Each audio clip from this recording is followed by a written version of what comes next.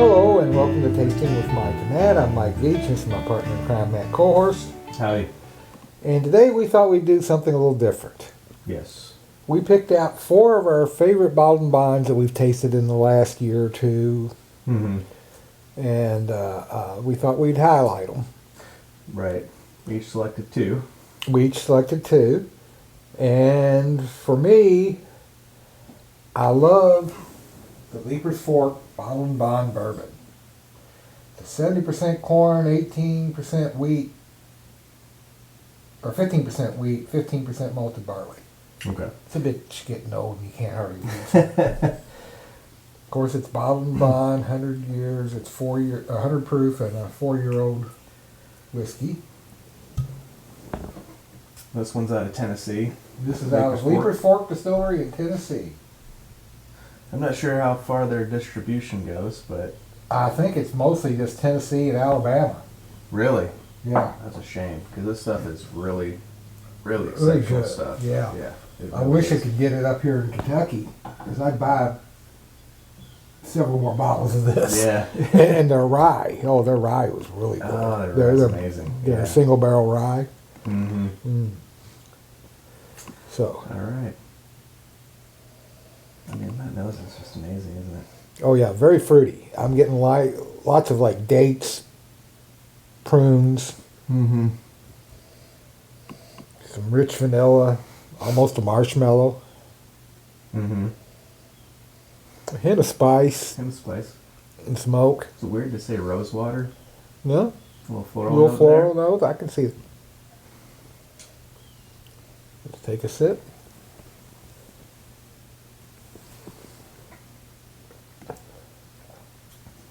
Oh, that's It's a punch of flavor there. yeah, very fruity. Mm-hmm. Very fruity. A lot of that, like I said, dates, prunes, a little bit of spice. The spice is more like a cinnamon, nutmeg. Yeah.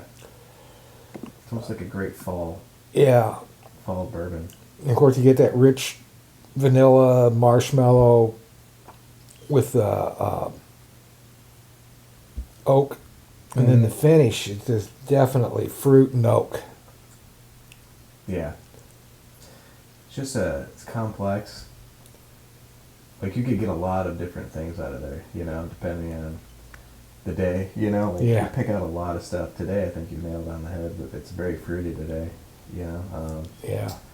And that's just really, really good stuff. I had a friend went to high school with, was in town the other day, and I poured him some of this, Mm-hmm. and he was like, "Wow, that's really good." Yeah. It's like a hidden gem. Yeah. We took this down with us, was it this year or last year, To New Orleans. to New Orleans to do our Mike and Matt tastes down there, and I think it garnished a lot of fans of the product. 'Cause Yeah. a lot of those folks had never had it. I Right. don't think any of them really had it, because it's such a low key name. But man, I mean, this stuff should be like all across the country. That's how good it is. Oh, well, unfortunately, they're a small distillery. they can't produce it. They can't produce it to supply Yeah. all across the country. 'Cause I do wish they would extend their distribution into Kentucky, though. Yeah. Yeah, the rest of the country, forget it. But Kentucky, yes. Mm-hmm. So what do you got? All You're right, first. so we got the Old Granddad, aged 7 years. This one just came out this year. It says bottled in the spring of 2018 or distilled in the spring of 2018 and bottled in spring of 2025. So we got a 7-year-old bottled and bond product here from Old Granddad. Old Granddad, they released a 16-year-old this year too, right? Yeah. So they've been just releasing a lot of great products. And I know we both were a big fan of the Old Granddad 16 on this one. I've always said Old Granddad's the best thing Jim Beam makes, in my opinion. Yeah. It's and it's not overpriced, priced just right. I'm not sure how much the 7-year-old runs. I think it was like $30. $30? Okay, that's Maybe reasonable. 35. That's very reasonable. But it wasn't. god awful expensive Yeah. for a bottled and bond. Right. 7 years, 100 proof. I like Jim Beam products. You know, I've always loved the Knob Creek, especially the 12-year-olds. Yeah. One of my favorites. But, Jim Beam products are good. Don't get me wrong. Yeah. But I just love the old granddad. Yeah. Yeah, it is really, really good. All right, so let's give this one a nose. Oh, definitely get marshmallows. Immediately marshmallows. Yeah. A little bit of Baking spices for me. baking spices, but also some ripe apple. Mm-hmm. Some oak. Maybe even a hint of cherry. A little black cherry, maybe? Yeah. Black cherry cola? Yeah. All right. Let's take a sip.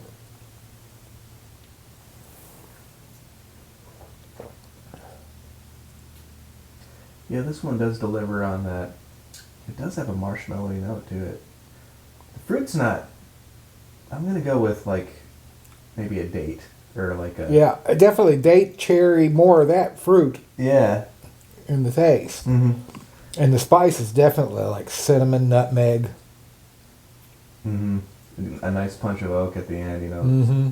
The Jim Beam products always have a strong oak finish for me. Maybe even a little bit of peanut butter in there. I don't know. It's just really good. I really like. Are we doing a competition? We didn't discuss that. So Yeah. if I'm going by right now, I think the Leaper's Fork is winning. Yeah. This is really good though. This is really good. All right. My next one is the Hard Truth Bottled and Bond Bourbon, 4-grain bourbon. It's, I believe it's just 4 years old. Yeah. This one was distilled spring of 2019, bottled in spring of 2024. Okay. Our Truth puts out a ton of stuff, Right. and it's all good. It's a loud cork. Yeah. The bottles are exceptionally well done as well. I mean, just the Yeah. I love this flask style bottle. the flat style bottle. Yeah. I know you're a big screw top guy. Yeah. That's a cool looking cork, though. I guess if you're gonna go for style points, that's a cool looking cork. Yeah. Spared no expense on the bottle design. And everything they put out, I don't think they put out anything that I don't Like. appreciate. Yeah. Right. Some are better than the others, but When you put out that much stuff, you're gonna have pick some that favorites. are gonna really, really hit you well, and some of them are gonna be. And there's nothing that's not really good. Right. Yeah. But then you find there's a couple of them that are excellent. And if Right, I remember exactly. correctly, this was one of them that I thought was excellent. Oh yeah, rich caramel, Mhm. maybe a hint of milk chocolate. Yeah, I can see that. There's Some a grainy note to it as well. Like I want like a cereal grain. yeah, Like it's 4-grain. I don't know if 4-grain, yeah. Let's see what they say about the grains. What the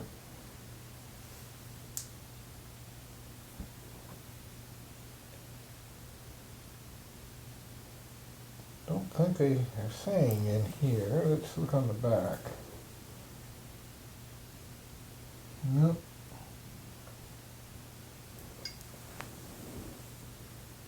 I've got a feeling that the 4th grain is like a chocolate malt or something like that. Yeah, I would agree with that. 'Cause are you getting a hint of like chocolate in the nose? Yeah. Yeah. Let's take a sip.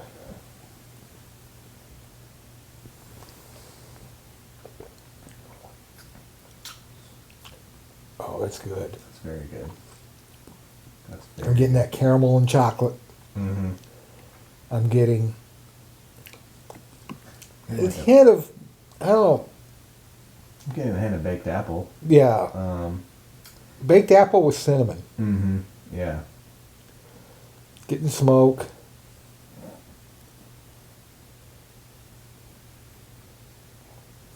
There's a spice there too, and with the cinnamon.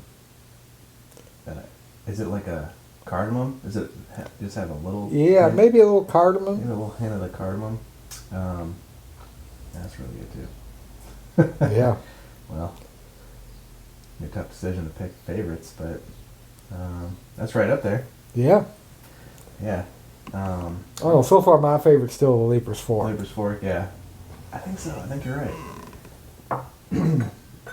But my last pick might sway you a little bit because this is your own baby here, the Fountain Run. Yeah. Bottled and Bond. If you've watched any of the previous videos, especially the one that we filmed with Pete and Jared, we were singing the praises of this one. This one is well, you're gonna release this year. It's coming out soon. Yeah, it's we're having the release party on the 25th, 26th of October at Jack Rogue's Dining Saloon. It's part of their big whiskey fest that they're doing every year. Mm-hmm. And we'll be there. We'll be there. Yeah. So if you didn't watch the previous video, watch it. But I'll give you the breakdown. It's 65% hickory cane white corn, 20% rye, 12% distiller's malt, and 3% chocolate malt. And I believe this one is a 7.5-year-old. About that, yeah. About that, yeah. But we'll call it a 7-year-old. It's a 7-year-old. It was distilled up there on the top. It shows you the tax stamp. Yeah, Show you. It's got the old school tax stamp. And it's just a really, really good product. And it was distilled in 2018. Spring of 2018 and Bottled in the spring of 2025. Yep, there we go. 7-year-old. All right, so and the screw top. Yeah. I insisted on a screw cap. Now tell them why you like the screw top. Because you don't have to ever worry about the whiskey becoming corked. That's right. And plus it's a better seal. And I plan on keeping a bottle of this around for many years. And I want to make sure that it doesn't, the cork doesn't fail and the whiskey starts to evaporate on me. Right. All right, so let's give it a nose.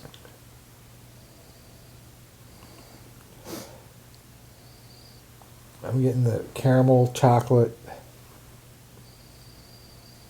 a little bit of that ripe apple, pear. Pear probably more than ripe apple. Yeah, I think it's like a pear. And I get that kind of, that rye kind of comes through in there. Yeah, you get a little bit of rye. Which I love. I love that rye note this one has. Just a hint of spice. Mm-hmm. And some oak. It's a lovely nose. Let's taste it.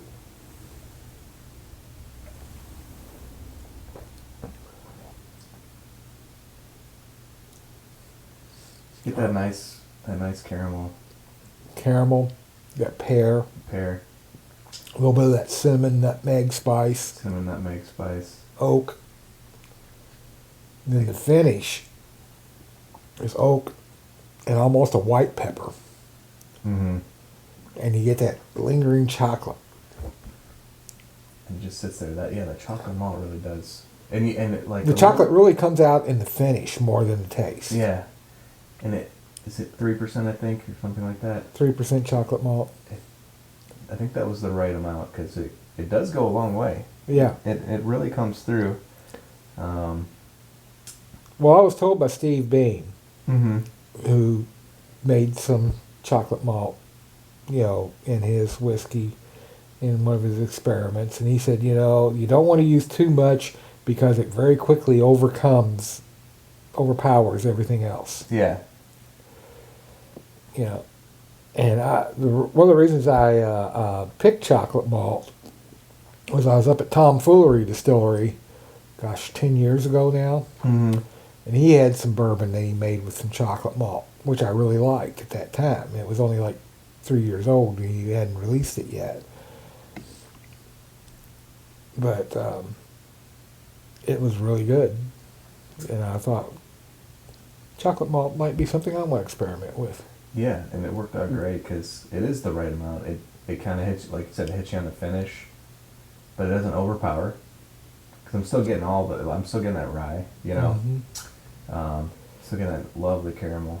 And I think the hickory cane corn is very big part of this flavor too, because it's a white corn and it's not as oily as and as a result, it lets those other grains kind of come through a little bit more. I think you're right. Yeah. I mean, it's You know, and a total of 15% malt.